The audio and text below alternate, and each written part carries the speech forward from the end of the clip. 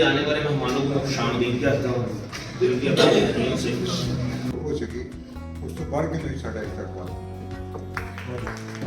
हमने जब भी मुल्क में आफत आई या मुल्क के बाहर, पाकिस्तान हो या तुर्की हो, चिश्तिया हो, हासलपुर हो, लाहौर हो या इस्लामाबाद हो, तो हमने बढ़ चढ़ कर हिस्सा लिया।